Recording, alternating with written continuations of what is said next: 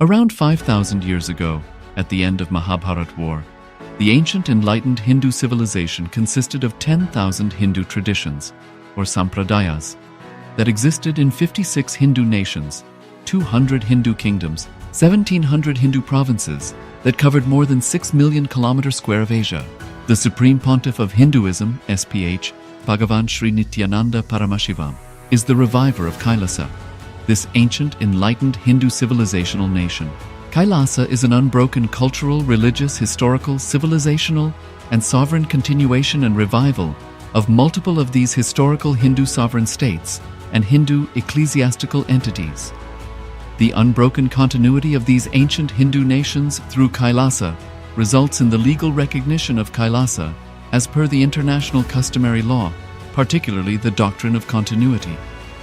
The international law, the doctrine of continuity, implies that upheavals and revolutions within a country, changes in government, territorial adjustments, measures taken during military occupation, or other internal transformations do not negate the existence of the country, do not affect the legal personality and international obligations of the country or state. The Vienna Convention on Succession of States in Respect of Treaties, 1978, addresses these principles of the doctrine of continuity as it outlines international law during situation of state succession or continuation. International law recognizes a state's legal personality by recognizing its identity. This perspective extends even during the period when the given state or country is annexed or occupied by a foreign power. Even in such cases, the legal personality of the state is considered to persist, enabling its subsequent re-establishment. Historical examples dating back to the 18th century include cases like Portugal and Genoa that were re-established after the Vienna Congress of 1815. More recent examples include countries such as Poland, Ethiopia, Czechoslovakia, Albania, and Austria that were re-established after World War II. Even when a nation is deprived of its territory, the nation continues to exist. Its sovereignty and international legal personality continues to persist. The Dalai Lama, as the spiritual and temporal leader of Tibet, exemplifies this principle. In 1959, the Dalai Lama was exiled and forced to flee.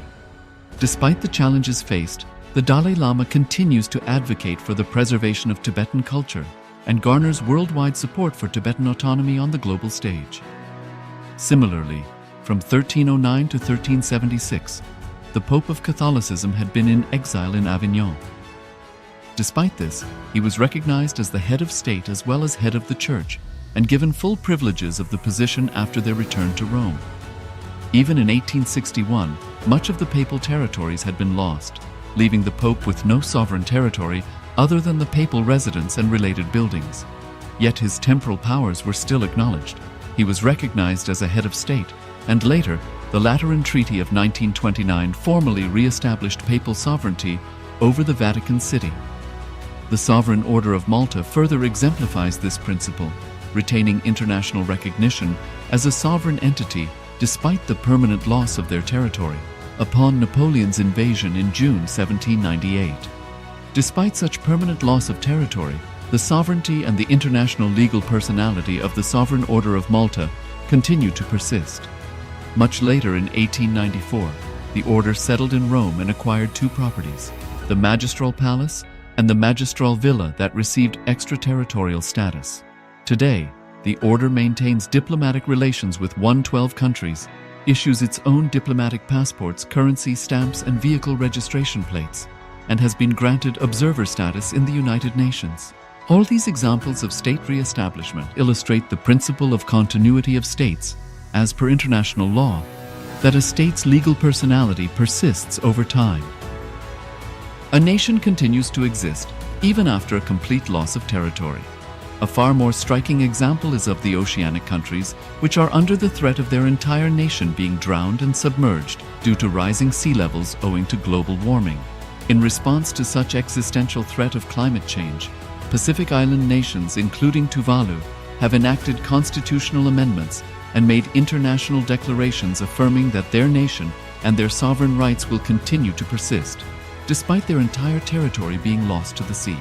This proactive stance is highlighted in the Constitution of Tuvalu Act 2023 and the Pacific Islands Forum Declaration of 2021.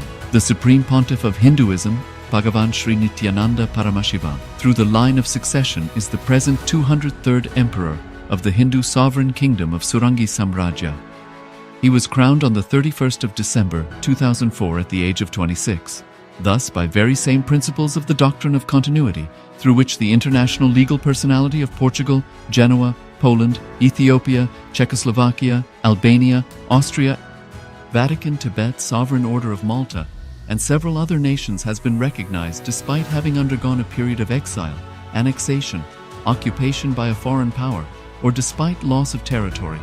The SPH Nityananda Paramashivam, through well-established legal and historical facts about the Hindu sovereign state of the Surangi Samrajyam, derives all sovereign rights and powers of the royal lineage of the Surangi Samrajyam as its 203rd sovereign emperor, from his inheritance and continuation of the unbroken succession of the kingdom of Surya Vamsa Surangi Samrajyam Sarvanapitha. Surya Vamsa Surangi Samrajyam, through unification with 20 other sovereign Hindu states and sovereign ecclesiastical, historical entities, became part of the United States of KAILASA, which thus became a sovereign, independent juridical state, with the SPH Nityananda Paramashivam as the sovereign. Just as how the oceanic nations like Tuvalu have safeguarded their sovereignty from the existential threat of total submersion by amending their constitution and asserting that their sovereignty will persist regardless of the loss of their territory, KAILASA, which is a sovereign continuation of 21 sovereign Hindu states and sovereign ecclesiastical historical entities, is also reviving and continuing the Kumari Kandam Hindu nations that got submerged. As per the doctrine of continuity, these facts imply that the Kailasa's statehood is recognized by international law and manifests as a natural outcome of well-established historical legal facts. Share your time, talent, and treasure. Become part of KAILASA. Sign up as an eCitizen https://kailasa.ecitizen.info